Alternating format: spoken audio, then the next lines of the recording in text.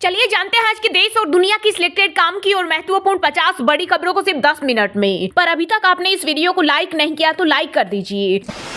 किसान आंदोलन के बीच आज पूरा भारत बंद। संयुक्त किसान मोर्चा ने केंद्रीय ट्रेड यूनियनों के साथ मिलकर भारत बंद का किया ऐलान। आज दोपहर 12 बजे से शाम 4 बजे तक हजारों किसान देश भर की प्रमुख सड़कों पर 4 घंटे के लिए कर रहे चक्का जाम, ताकि मोदी सरकार पर मांगों को लेकर दबाव बनाया जा सके।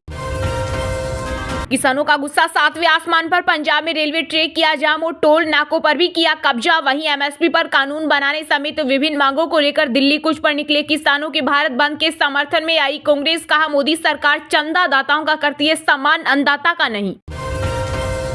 एलआईसी पर खतरनाक साजिश रच रहा चीन। पहले बनाए गए गांव और अब बसा रहा नागरिक। इंडियन एक्सप्रेस की रिपोर्ट के मुताबिक चीन ने 2019 से भारत की उत्तर पूर्वी सीमाओं पर एलआईसी के पास गांव बनाना शुरू किए थे। अब बीजिंग बॉर्डर डिफेंस विलेज वाले इन गांवों में अपने नागरिकों को बसा रहा। बीजेपी को फाइनेंशियल ईयर 2022-23 में 720 करोड़ का मिला डोनेशन। यह 4 नेशनल पार्टियों को मिले चंदे का 5 गुना, कुल 850 करोड़ में कांग्रेस को सिर्फ 80 करोड़ मिले। अरविंद केजरीवाल को ईडी ने भेजा 6वां समन। मनी लॉन्ड्रिंग मामले में पूछताछ के लिए 19 फरवरी को बुलाया। इससे पहले 5 बार बुलाने पर पेश नहीं हुए दिल्ली के सीएम।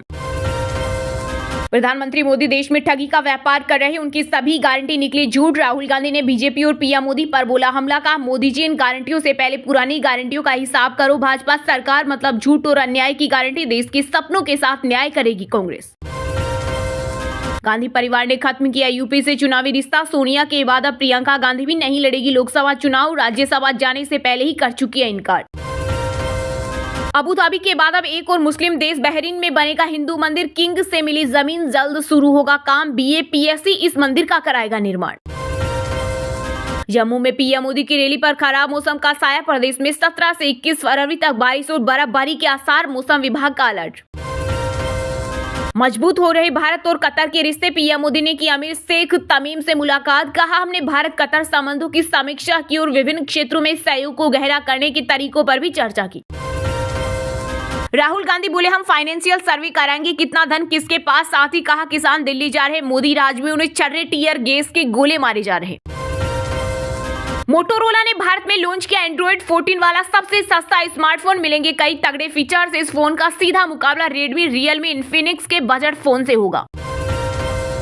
कैंसर जैसी लाइलाज बीमारी के खिलाफ जंग में रूस को मिली बड़ी सफलता। राष्ट्रपति व्लादिमीर पुतिन बोले, वैज्ञानिक कैंसर के लिए वैक्सीन बनाने के करीब है, जो जल्द ही कैंसर मरीजों के लिए उपलब्ध हो सकती है।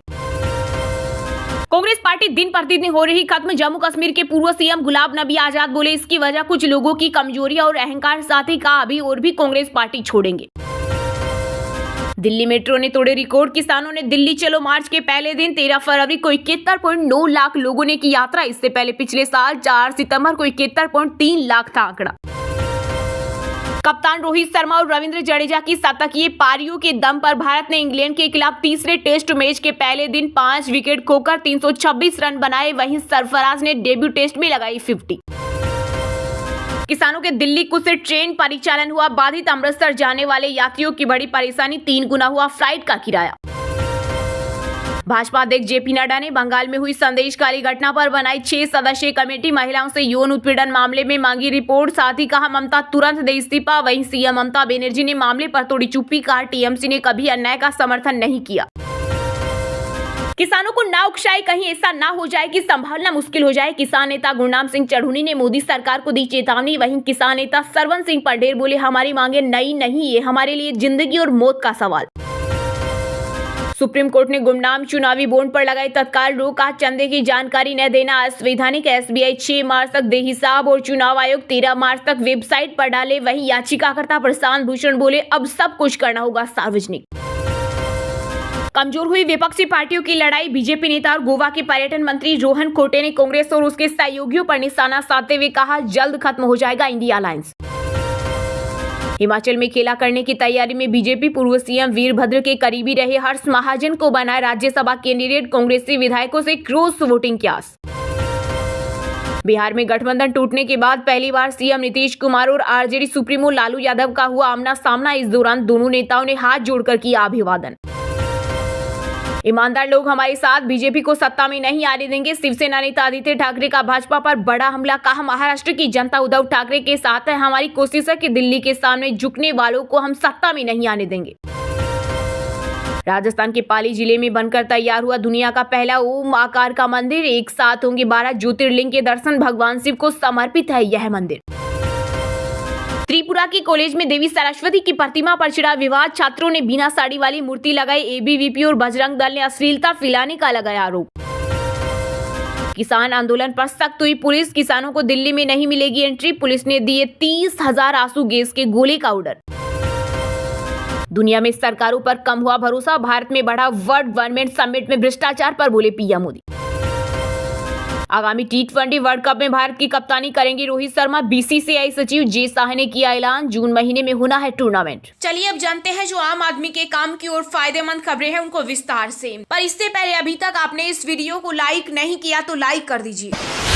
किसानों का गुस्सा 7वें आसमान पर। पंजाब में रेलवे ट्रैक किया जाम और टोल नाकों पर भी किया कब्जा। वहीं एमएसपी पर कानून बनाने समेत विभिन्न मांगों को लेकर दिल्ली कूच पर निकले किसानों के भारत बंद के समर्थन में आई कांग्रेस। कहा, मोदी सरकार चंदादाताओं का करती है सम्मान, अन्नदाता का नहीं। जी हां, पंजाब और हरियाणा में किसान अपनी मांगों पर अड़े हुए हैं। वे दिल्ली में मार्च करने की तैयारी कर रहे हैं। फसलों के लिए एमएसपी की गारंटी समेत बाकी मांगे पूरी कराने के लिए वह हरियाणा के संभू बॉर्डर पर डटे हुए हैं। यहाँ हरियाणा पुलिस ने 7 लेयर की बैरिकेडिंग और आंसू गैस के गोले छोड़कर 3 दिन से किसानों को रोका हुआ है। हरियाणा से लगती पंजाब की खनौरी और डब वाली बॉर्डर भी 3 दिन से बंद है। किसानों ने बीते दिन पंजाब के 6 जिलों में 12 बजे से 4 बजे तक रेल रोको आंदोलन किया। इस दौरान 3 घंटे तक पंजाब के कई इलाकों में टोल नाके भी फ्री कर दी गई। वहीं भारतीय किसान यूनियन के अध्यक्ष गुरनाम चढ़ूनी ने ऐलान किया कि किसानों के समर्थन में आज हरियाणा में 3 घंटे के लिए सभी टोल फ्री रहेंगे। वहीं संयुक्त किसान मोर्चा ने केंद्रीय ट्रेड यूनियनों के साथ मिलकर आज भारत बंद का ऐलान किया है। संयुक्त किसान मोर्चा ने इसके लिए दिशा निर्देश भी जारी किए हैं, जिसमें कहा गया है कि आज भारत सुबह 6 बजे से शाम 4 बजे तक बंद रहेगा। टाइमिंग के हिसाब से दोपहर 12 बजे से शाम 4 बजे तक हजारों किसान देश भर की प्रमुख सड़कों पर 4 घंटे के लिए चक्का जाम करेंगे। वहीं किसानों संगठनों की तरफ से बुलाए गए भारत बंद को कांग्रेस ने समर्थन दिया है। कांग्रेस महासचिव जयराम रमेश ने कहा कि किसान संगठनों ने जो भारत बंद का ऐलान किया है, हम उसका समर्थन कर रहे हैं। उन्होंने सरकार पर सवाल उठाते हुए कहा कि किसानों की समस्या को सुलझाने के लिए 3 मंत्रियों की नियुक्ति दिखावा है। किसानों पर ड्रोन से आंसू गैस के गोले छोड़े जा रहे हैं। सड़कों में कीले लगा दी गई। जिस प्रकार की भाषा का इस्तेमाल किसानों के खिलाफ किया जा रहा है, ये निंदनीय है। कांग्रेस नेता ने कहा, किसान देश और समाज की रीढ़ की हड्डी है। वे अन्नदाता हैं। ये सरकार चंदा दाताओं का सम्मान करती है, अन्नदाता का नहीं। प्रधानमंत्री देश में ठगी का व्यापार कर रहे, उनकी सभी गारंटी निकली झूठ। राहुल गांधी ने बीजेपी और पीएम मोदी पर बोला हमला। कहा, मोदी जी नई गारंटियों से पहले पुरानी गारंटियों का हिसाब करो। भाजपा सरकार मतलब झूठ और अन्याय की गारंटी। देश के सपनों के साथ न्याय करेगी कांग्रेस। जी हां, किसानों के प्रदर्शन के बीच कांग्रेस के सांसद राहुल गांधी ने कहा कि प्रधानमंत्री नरेंद्र मोदी को नई गारंटियों से पहले पुरानी गारंटियों का हिसाब करना चाहिए। किसान की आय दोगुनी करने की उनकी गारंटी झूठी निकली। राहुल ने पीएम मोदी पर हमला बोलते हुए कहा कि प्रधानमंत्री पिछले 10 सालों में झूठे सपनों का बाइस्कोप दिखा रहे हैं। उन्होंने कहा कि बीजेपी सरकार मतलब झूठ और अन्याय की गारंटी। देश के सपनों के साथ न्याय कांग्रेस करेगी। राहुल ने आगे कहा कि 10 सालों से झूठे सपनों का बाइस्कोप लेकर घूम रही प्रधानमंत्री देश में ठगी का व्यापार कर रही हैं। ये सरकार अन्नदाता का समर्थन नहीं कर रही, किसानों का समर्थन नहीं किया जा रहा। हम ईमानदारी की बात कर रहे हैं। कांग्रेस नेता ने प्रधानमंत्री पर वादे पूरे नहीं करने का आरोप लगाते हुए कहा कि उन्होंने जो भी गारंटी दी वह झूठ साबित हुई। इसका विवरण देते हुए राहुल गांधी ने कहा, 2 करोड़ नौकरी हर साल की गारंटी झूठ, किसान की आय दोगुनी करने की गारंटी झूठ, काला धन वापस लाने की गारंटी झूठ, महंगाई कम करने की गारंटी भी झूठ, हर खाते में 15 लाख रुपए की गारंटी भी झूठ, महिला सुरक्षा और सम्मान की गारंटी झूठ, 100 स्मार्ट सिटी बनाने की गारंटी झूठ, रुपए को मजबूत करने की गारंटी झूठ, चीन को लाल आंखें दिखाने की गारंटी झूठ, न खाऊंगा और न खाने दूंगा की गारंटी। जैसी गारंटियों को लेकर सिर्फ झूठ बोला गया।